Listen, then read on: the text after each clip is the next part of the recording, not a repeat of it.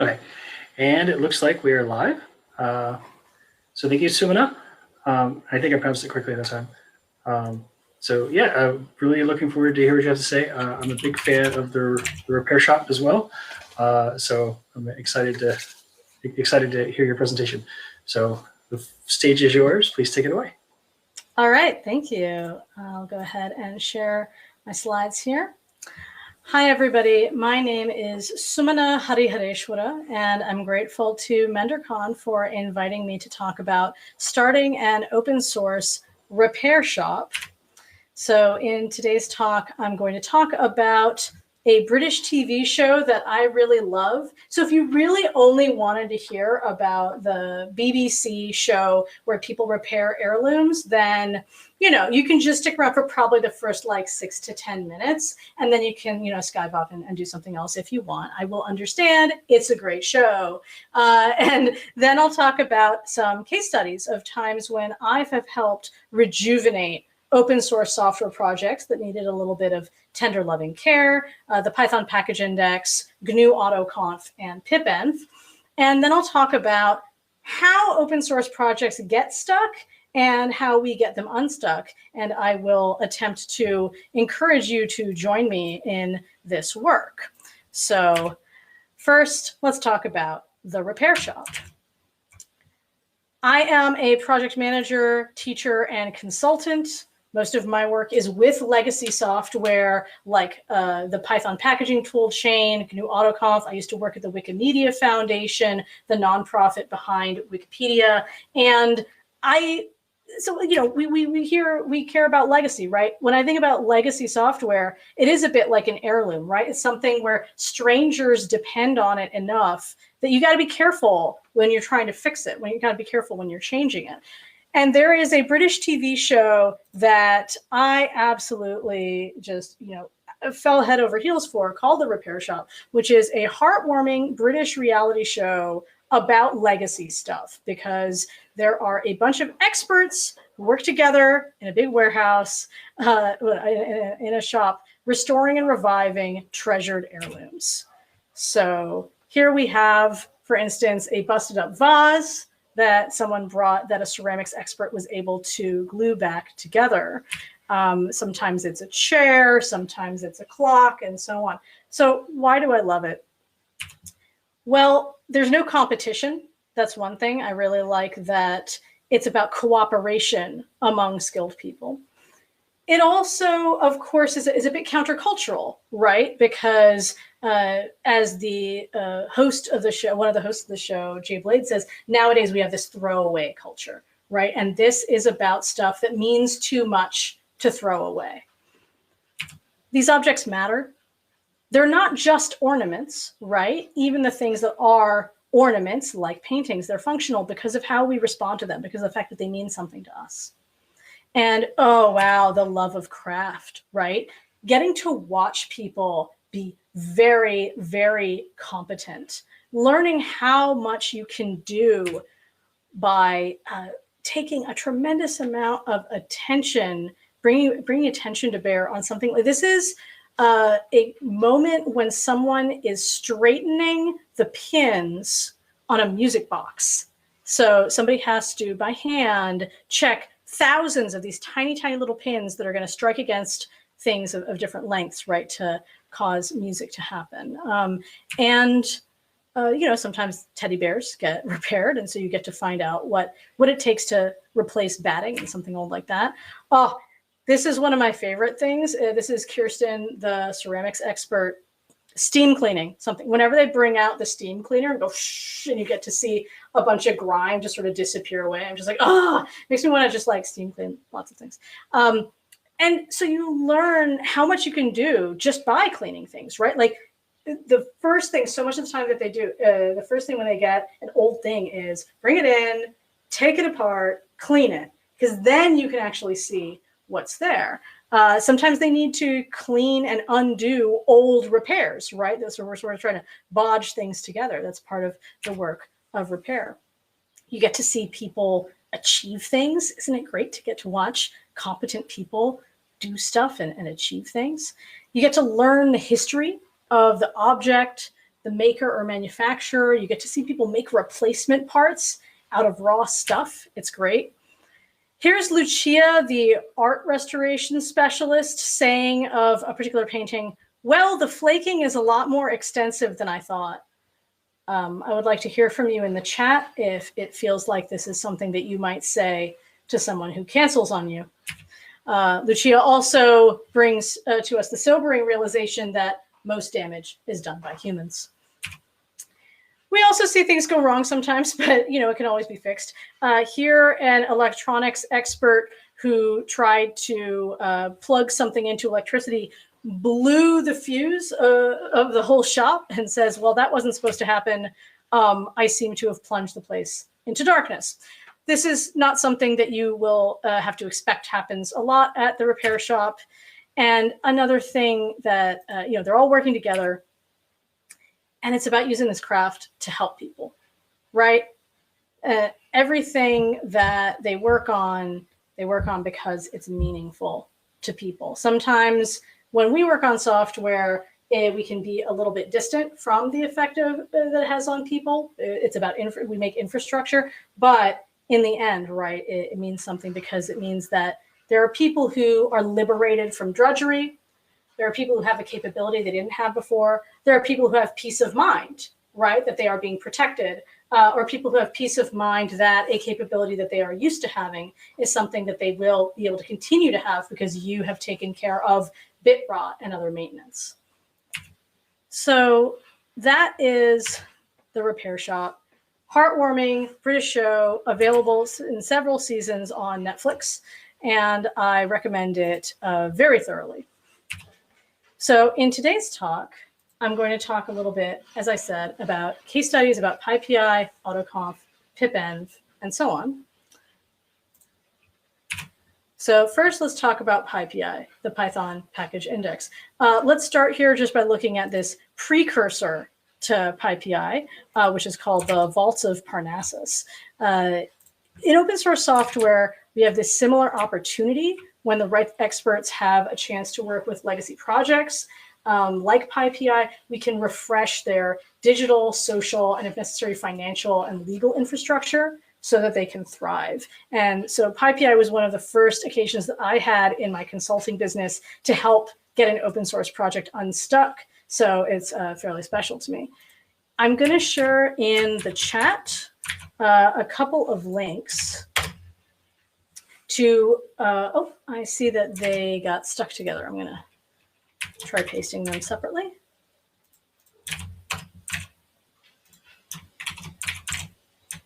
That is an interesting thing that Hopin does not respect, I think, a line break and treat it as a space.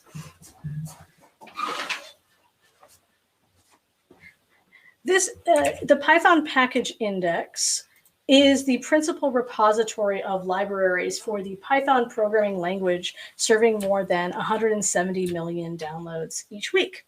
So in the early 2000s, several Python developers wrote and ran their own tools, cataloging and linking to available Python packages. And so you see that there were these precursors like the Vaults of Parnassus, which were just, all right, here's a bunch of links off-site, right, to where we have some Python code that you can look at.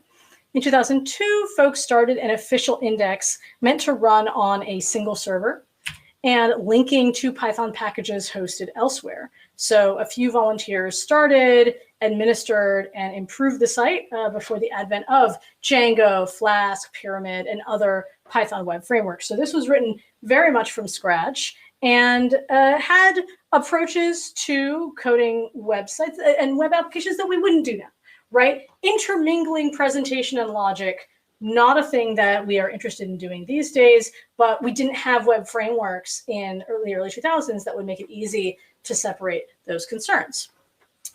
So the old Python package index, legacy PyPI, became popular before it got consistent upkeep from paid staffers. And so demands on PyPI's infrastructure grew steadily. Volunteer developers and system administrators battled outages, malicious packages, and spam attacks. The age of the code base and its structure made it really hard to maintain, and a Sisyphus-like struggle to develop new features. they eventually started allowing file upload, and then in 2015 eventually stopped hosting links to files that were hosted externally. And so now, all right, here you go. One server, incredibly important to this growing packaging ecosystem. So a volunteer started a replacement effort in 2011. It didn't work very well until he tried a new approach a few years later. That became Warehouse, a web application using the Pyramid web framework. I'll show you a screenshot of that coming up. But remember that even while in 2013, 14, 15, 16, he and other volunteers were working on Warehouse, they were also trying to maintain and defend and protect the legacy software as well, and do things that badly were necessary, like security fixes. Warehouse is a modern web application. It uses a web framework, namely Pyramid. It has 100% test coverage for its Python code, has a Docker-based development environment to make it easier to hack on locally, way better than the legacy software. And it was live in an alpha state and then later a beta state and being tested for several years. It read from and then eventually wrote to the live database as volunteers gradually added and ported functionality over. With PyPI, I don't know how many of you have ever worked on a repository for software, but what you get is a sort of bimodal distribution, right, of usage, where there's relatively few developers uploading packages, millions or hundreds of millions of users downloading packages. Those developers are uploading packages. Maybe you offer a way for them to do that in browser. Maybe you offer an API. But the vast majority of people downloading packages from the Python package index were using the API. Many of them did not even know that PyPI existed, right? They think about pip, which is a command line tool where you type pip install such and so. And what it was doing behind the scenes was hitting the PyPI API. But this was invisible infrastructure to a huge and growing number of developers and end users who are not developers but needed a particular piece of software. And there was also the case that sometimes, or actually quite a lot, of the hits coming to download packages from PyPI were using automated tools or running in continuous integration. And so by now, as of certainly 2015, 2016, and so on, the old legacy site was very difficult to change. It changed very slowly. We had this whole ecosystem of developers who installed stuff using pip and other tools, which calls this API behind the scenes. And once you have an API that millions of people depend on, the biggest thing isn't the in-browser experience. It's, well, when are we, the people behind the Python packaging infrastructure, going to be ready to switch over so that pip downloads are hitting the API on Warehouse instead of the legacy site? So you have to be really careful about it. And progress on this was patchy. This is what PyPI looks like now. This is the front page of Warehouse. And this front page was nearly complete in, let's say, 2016. But this behind the scenes stuff, right? Like being ready to deploy this as production and decommission the old site, including the old API, was still an open question. When are we going to be doing this? It was a thing that had been in progress for years by 2016, which is when a friend of mine pointed me to this effort and said, I think they could use a project manager. So I started volunteering with it, triaging some bugs, and working with a number of the other volunteers to create a funding proposal. So in 2017, we submitted that to the Mozilla Open Source Support, or MOSS program, and they awarded the Python Software Foundation $170,000. The PSF hired a few contractors, including me, to improve Warehouse's code base and the PyPI backend infrastructure so we could decommission the old site. We did that by April of 2018. And since then, the new PyPI has been chugging along. We've been able to add a bunch of new features like two-factor authentication to the new code base. So that makes it easier to secure the developer upload experience. And our track record has been able to help us attract hundreds of thousands of dollars. And I need to do the math, but it might actually be more than $1 million by now in grants and corporate donations for PyPI and for pip. So what are some lessons that I at least learned from this? One is project managers can really, really help, right? I was able to come and help triage bugs, make some decisions about what do we actually really need in order to say this is production, what can wait until later as a nice to have feature. And I helped, of course, write the grant proposal. Volunteers can take things a lot of the way, but production level deployments that will affect millions of people will go better if paid people can concentrate on that migration.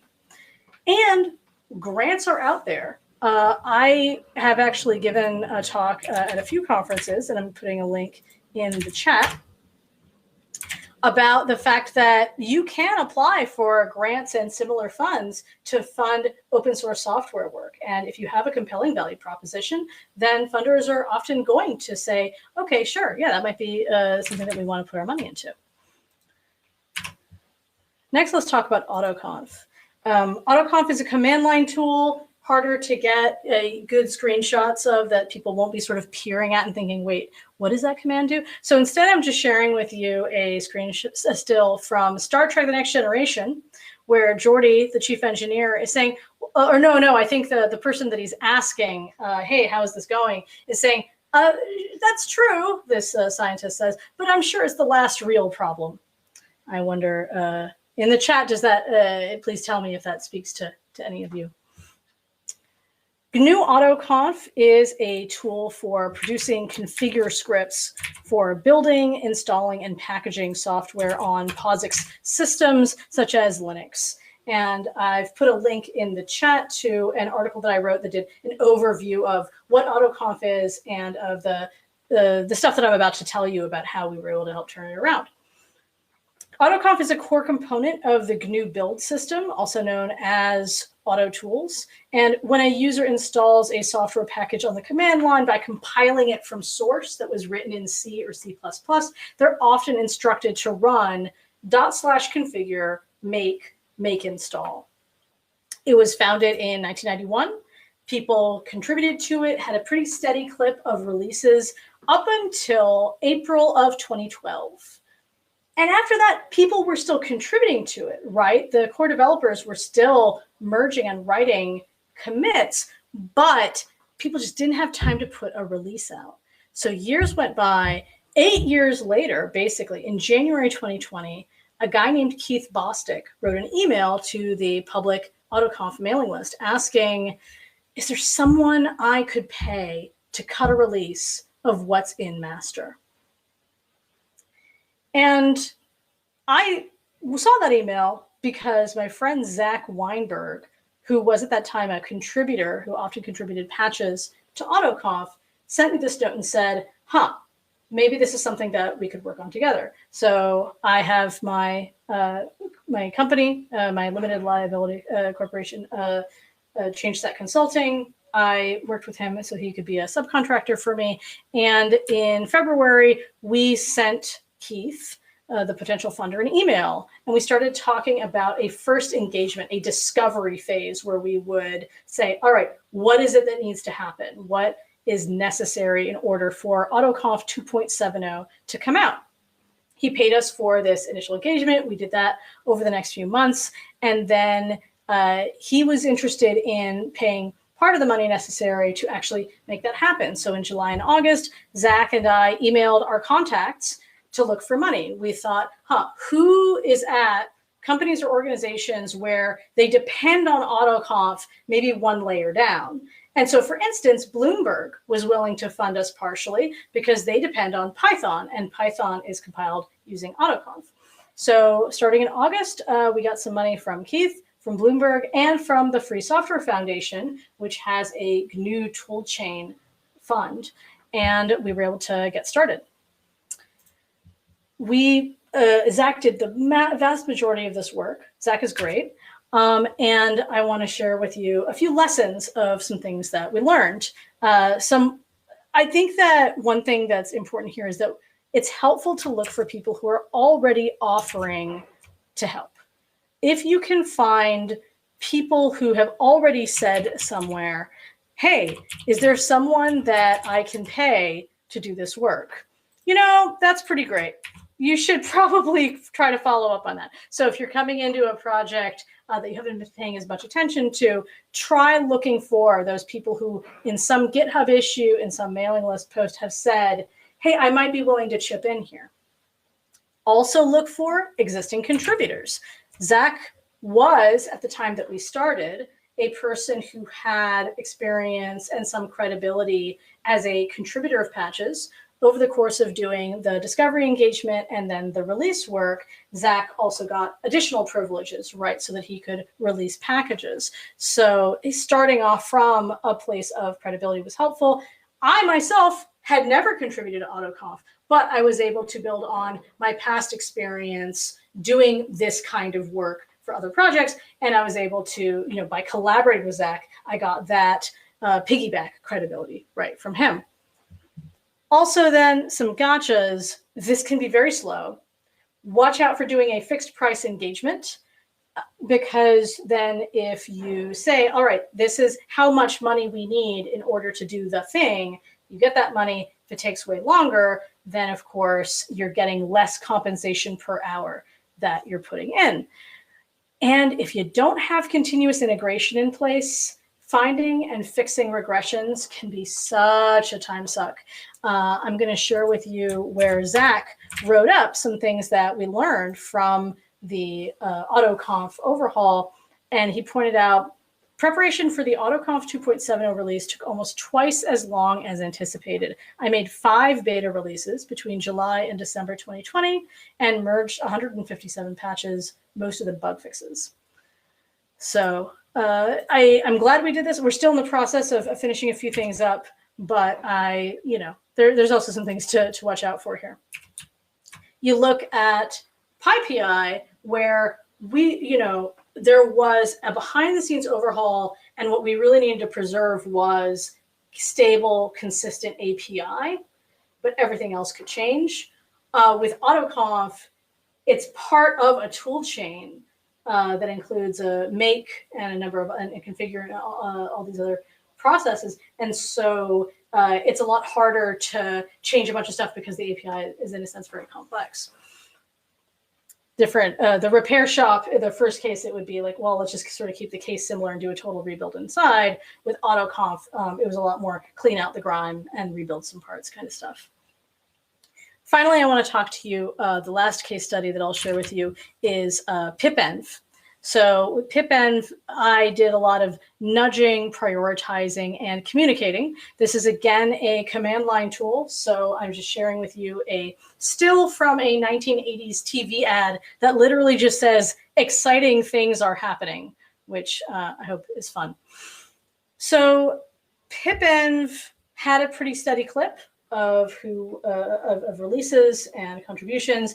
And then November 2018, there was a release, and then nothing for a while, nothing for all of 2019. In early 2020, I saw, because I'm already involved in the Python packaging world, that someone was suggesting removing pipenv from a list of recommended tools because, well, it hasn't had a new release out in a while.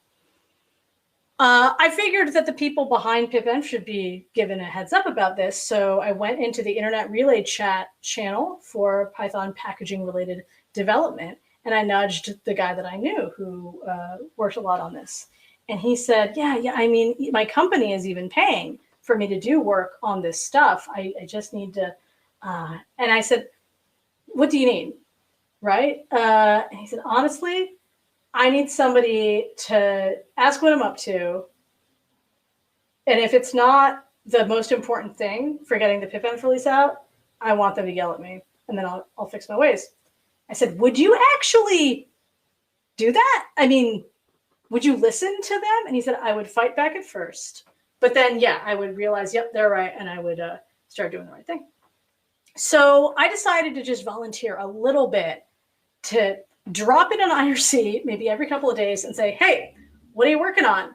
And then if he knew it wasn't the most important thing, or if he said something, I'm like, is that really the thing that is necessary? Is that the blocker? Then I would say, hey, maybe that's it. Or if he said, I don't know, I'm stuck, there's so much to do, then I would say, here's one, I might pick this and say, is this maybe the best priority? Because sometimes you can be overwhelmed by choice, right? By too many things to do. And so he might either do that thing, or upon further reflection, he would say, no, okay, the next thing I need to do is this. And then that would help him break the ice, right, and get started. So I helped a little bit with this and that, right? I helped write a checklist for, all right, the things that you've just said spontaneously in IRC about, I need to do this and this and this and this. I turned that into a checklist that went in the GitHub issue. He was having trouble figuring out what to say in the mass email to the mailing list about the fact that the beta was coming of the next release. So I wrote the skeleton of that in a collaborative note-taking document so that you could fill it out and send it. I helped with communications and a couple of those GitHub issues where people have been asking questions, and I gave little progress updates of, okay, this is what we said today in IRC. When he was having trouble because of a continuous integration issue on Windows, I was able to, boil it down and say, all right, this seems to be the problem. Is there anybody here who knows Windows CI things on Azure or things like that? And so over the course of 3 months, I only donated about 15 hours of time, because it doesn't take that long to do these things. And he was able to make progress. He made 2 beta releases. And then in May 2020, he put that release out. And then in June, he put another release out.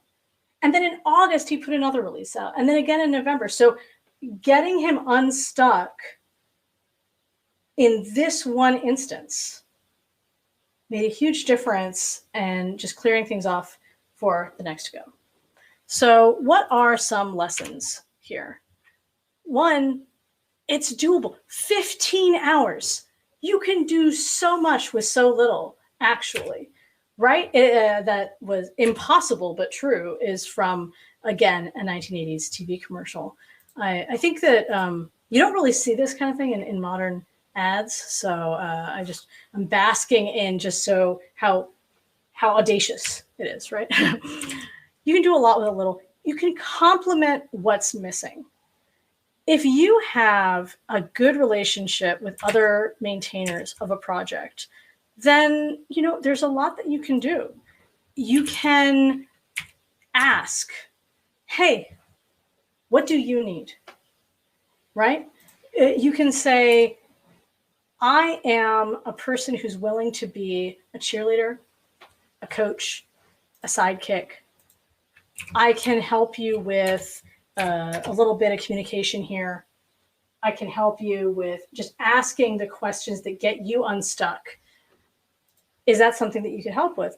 And if they're willing to be vulnerable with you, because you have you don't even have to be their best friend yet, right?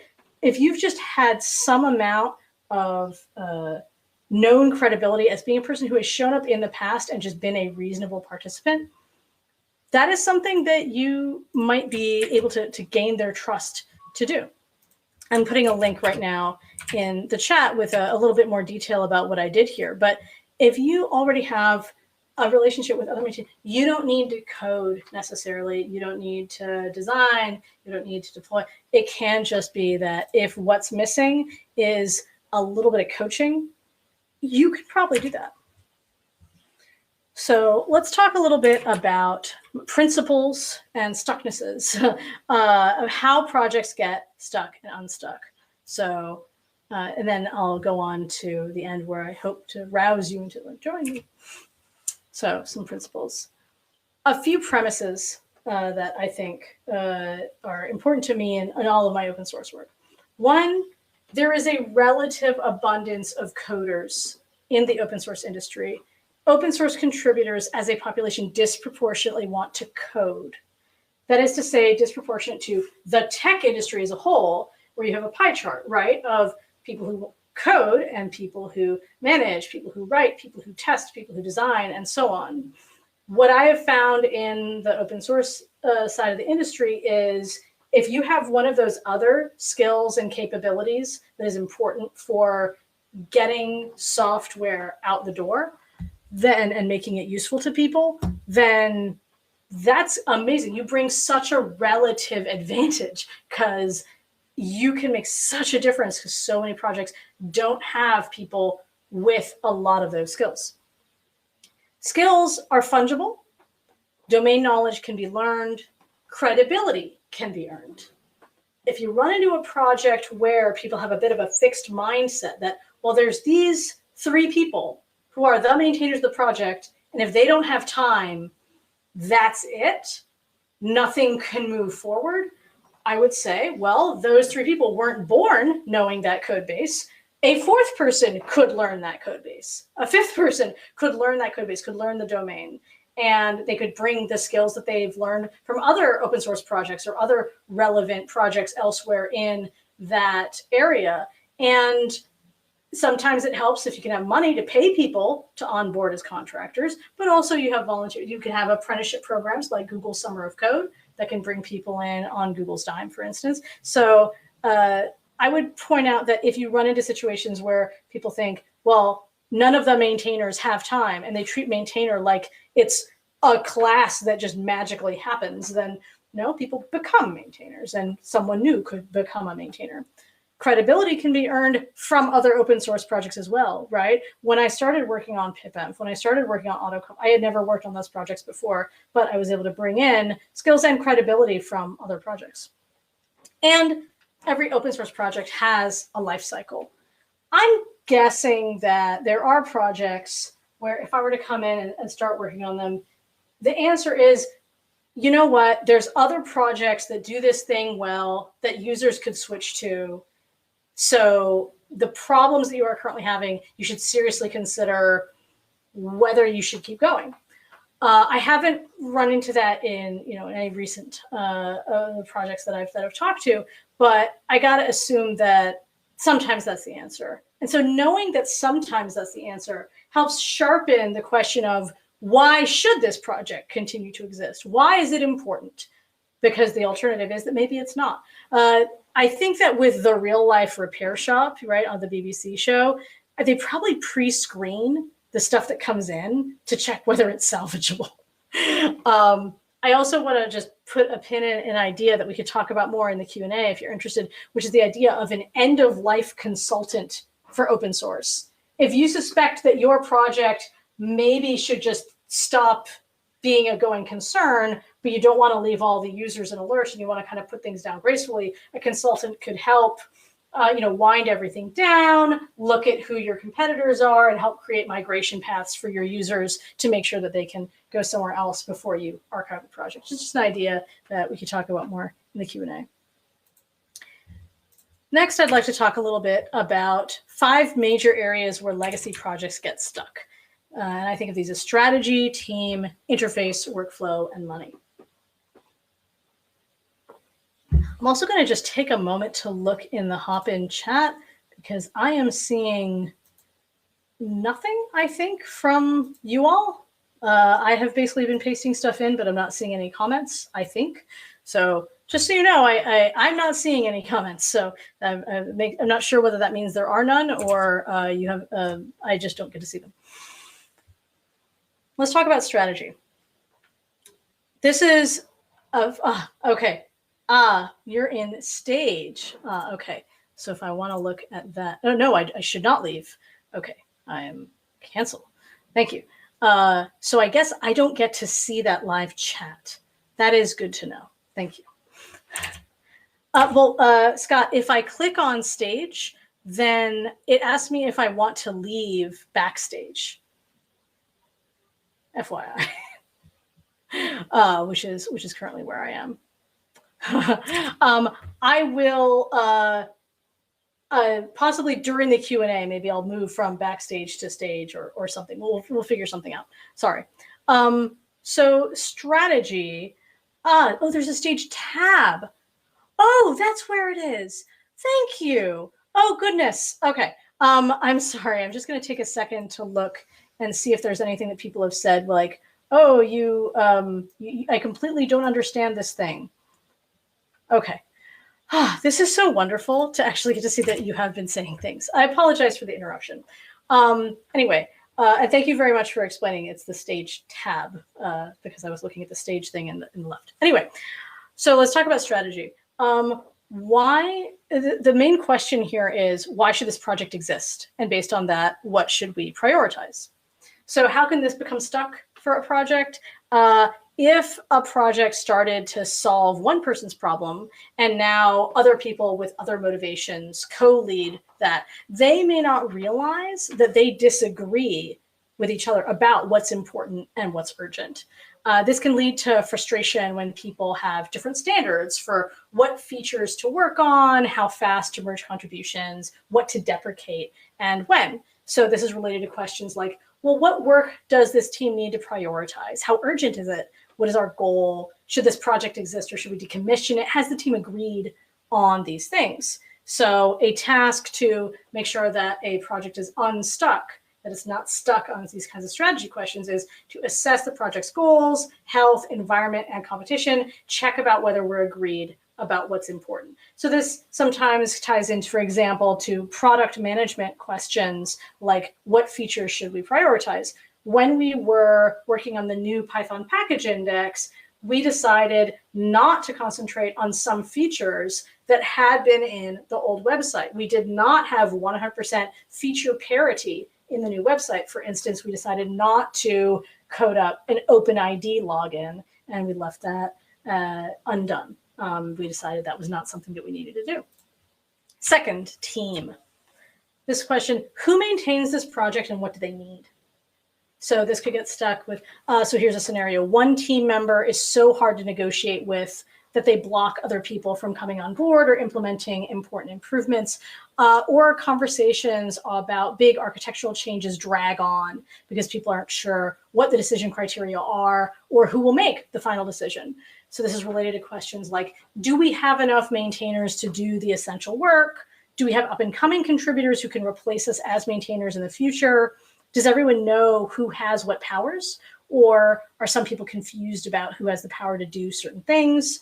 Do we run into team workflow problems when different groups want to participate at different speeds? I call this cadence shear.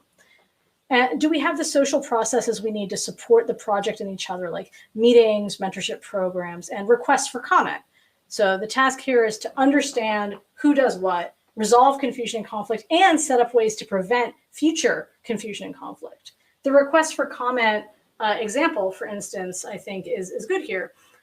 In the Wikimedia world, where I used to work, if you try and have a question that is actually about something quite large and architectural in an individual code review thread on the code review platform, that's not really the right place for it, right? Because it's not about that particular code, it's about a larger policy or architecture question. If you try to have it in the email list, it can be hard to track and it can kind of peter out because there's no built-in decision mechanism there. So we started, and I led a request for comment process where there was a regular meeting, a live meeting of a committee where people could bring their proposals, and there was a decision mechanism in there to help these kinds of important questions get unstuck. Interface. When I say interface, what I mean is the interfaces between the team working on the project and everybody else they need to talk to. Their customers or users, their upstreams or vendors, and new contributors as well, people that they want to be able to onboard in. The main question for interface is, who are our users, partners, and potential contributors, and what do they need? So this could become stuck, for instance, if we don't consistently listen to and communicate with the groups that we're working for and with, we're likely to miss important information, make the wrong decisions, and lose usage and trust. What are the people, who are the people that we're serving, right? When you think about the repair shop, for instance, that's, there are people that you're doing this for, right? There are people for whom this thing is useful, or there are people who you depend on, right? So having those lines of communication is really important. Who are our partners and upstreams? Do new contributors fall through the cracks? Are we listening to them? Are we responding quickly enough to their concerns? Do they have a way of listening to us, and do we talk to each other? So the task is identify the main stakeholders and actors and make it easier for us to listen to and talk with them about their goals, expectations, and needs. So for instance, when I was working at the Wikimedia Foundation, we worked on MediaWiki, right? This wiki software, this web application, but we knew that we made, the biggest wiki, right? The wiki with the most users, namely Wikipedia and its sibling sites. But there were so many other people also who cared about MediaWiki, including consultants and companies that sold MediaWiki related services. But we didn't know who they were. So I worked with a seasonal intern through the paid outreachy program to spend some time seeking out those people who sold MediaWiki services or were otherwise really interested and put a lot of time into MediaWiki as its own platform, separate from Wikipedia and so on. And this intern was able to put together a list and create the beginnings of what has now become, I believe, some kind of advisory council. Since I don't work there anymore, so but I need to check. But this is now a place where people can have conversations and voice so that the Wikimedia Foundation can listen to them in a more systematic way. Workflow. What I mean is, are our tools set up to support our work? This is stuff like the platforms that you're on. So this can become stuck. Let's say contributors start the project on an old platform that doesn't integrate conversation, patches, and review, and no one's put in the effort to integrate them or migrate to an integrated platform, so things fall through the cracks. Or people have started multiple discussion venues, and it's tiresome to deduplicate and interlink engineering discussions among them. So we run, let's say, do we run automated tests on every patch? Do new issues, patches, and discussions get interlinked so developers and users can easily follow up? Are there bottlenecks or duplications in the platforms we use to respond to issues, review code, and discuss the project in general? These are all things that can get the workflow stuck. So the task is to assess our developer, contributor, and maintainer experience and upgrade our tools and platforms to reduce toil for everyone. I've shared in the chat the strengths, weaknesses, opportunities, and threats analysis that Zach Weinberg did on Autoconf. And that was part, a huge thing there was, it turns out that continuous integration is a huge blocker because it means that we can't just, if we don't have that, we don't know that what we have in Gitmaster is known good. So working on that is a priority to help get workflow unstuck. And finally, money.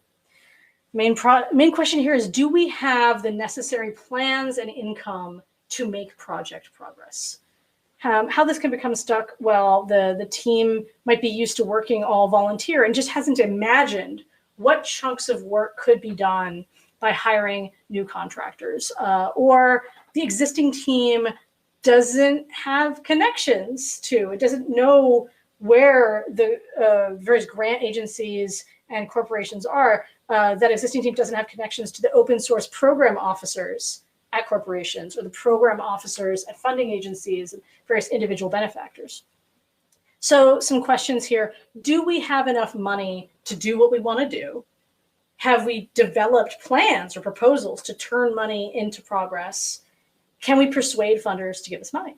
So the task here would be to assess the current budget and roadmap, research possible funders, and propose and execute funded work. So I am sharing a link to the project funding working group of the Python Software Foundation, which I co-founded to help start asking a lot of these questions for a lot of the projects under the Python umbrella. And I also would recommend to you the talk that I mentioned earlier of the how to apply for grants to fund open source work. So I'm beginning to wrap up here, and then we'll have time for Q&A. What would it take? I mean, let's talk about what it takes to start an open source repair shop. I want to hear from Corjabite on this. I believe that there's room for a lot of experts to join me in reviving these treasures and getting them shiny again. I'm trying to do my part here I'm working on a book where at least the tentative title is Getting Unstuck, Advice for Open Source Projects, but it might also be something like Sustaining Open Source Projects or something like that. And you can get a free sample by subscribing to my newsletter. So I am putting that link as well in the chat. we need a lot of skills, right? We need the intake manager or project manager to ensure that the repair shop has people with the right skills. They have enough, but not too much work to do to help screen and scope that work. And you need people with expertise in the old ways, right? Whatever that domain knowledge, GNU, C, weird old platforms and operating systems, and who can judge which bits are salvageable and which bits have rotted and will need replacement. But also, you need the will, the knowledge that it's possible. I've often said that when it comes to documentation, you need 3 roles. You need the skill of technical writing, of writing prose. You need the domain knowledge of the thing that is being documented. And you need someone with the will to make it happen. And sometimes you get all of those in one person. Sometimes it's in a team. I also think in some ways this applies more widely. And I hope that this talk has helped sketch out some ways that this kind of work is possible and maybe help you think about developing the skills and domain knowledge and the will necessary to rejuvenate open source projects that are like the precious heirlooms of our industry. So I'd like to invite you to join me in doing this work. Here is my email address and a couple of ways to get in touch with me on social media. And I will now stop for questions.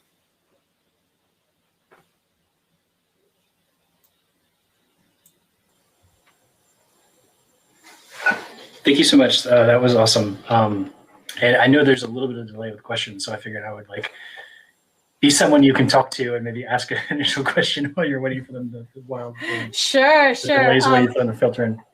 I want to enjoy, now that I can see this stage chat, that Andrea said the satisfaction of steam cleaning grime off ceramics was like the satisfaction of deleting dead code. That made a lot of sense. And I also enjoyed that people are clapping, which definitely makes me feel better. Thank you. I'm sorry for being so, like, where is everybody? But I'm just not used to seeing absolutely zero chat from people. So that's why I was like, right. Yeah, I was trying not to distract you. I was just copying your links over because I saw their chatter. So Sure. So I see that there is a question. I won't name you because you didn't necessarily consent to your name being in the recording. Of which of these lessons do you think is the one that's overlooked most often? And I'm assuming this is lessons like the lessons from my various case studies. I think the idea that somebody like a project manager can really help is something that I think is often overlooked. People who ask, all right, what do we need in order to rejuvenate a project? Often go straight to the assumption that it's development work, right? We need more coders, more functions, more classes, you know? But I think very frequently, when you look at these Stucknesses, right? These 5 Stucknesses, the code of the actual code base is not something that, that's sort of the second thing to consider after all of these other things. If, we sometimes crudely say that, for instance, individual contributors are in charge of doing things right and managers are in charge of doing the right thing, let's say, right? So when it comes to, for instance, you look at pipenv, bringing in another developer who was going to write more code that maintainer would need to review or something like that would not have necessarily helped. But having somebody who could concentrate on the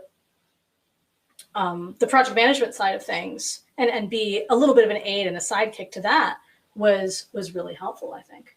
I'm actually going to be giving a talk in June 7th through Upstream, a Tidelift related conference, about 4 non-developer ways that companies can help the upstream projects that they depend on. And I'll go into some of these ways that you can help with these Stucknesses. And one of them is honestly just, being a cheerleader.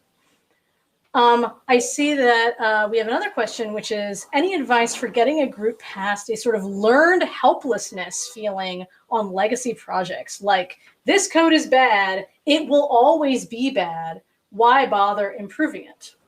I feel a responsibility to say that you are a human in charge of your own life. And if you're surrounded by people who think in very fixed terms, like, after you've done a little bit to try and show them the counter possibilities, it may be that you should leave. It may be that this is not a group that you should spend your one precious life on. But before you get there, let's talk a little bit about what some ways are that you can try to talk to people about these issues. One is showing them that something has changed, right? Show them an alternative, show them a thing either in their code base or a code base that is somehow like their code base in ways that they will think, oh yeah, that's similar, where there has been a change that's happened, right? There was, I think, an Italian psychologist named Bandura who worked on the concept of efficacy, self-efficacy, right? What are the things that help us believe that we could do something? The number one, and there's sort of this hierarchy, right? The number one thing is you've done it before. So if you can make it so that the team can do a small thing first as a pilot or something like that, and that's great. Underneath that is you've done something very much like it before. So if you can persuade them, hey, this is like X, we did X, that's helpful. Underneath that is people who are very much like you have done this thing before. This is why, things like role modeling can be so important, right? And so on and so on. And so I would recommend consider looking into that and think about how can you show people similarities of things that have already happened, possibly that they have done that are related, because that kind of demo can do a lot.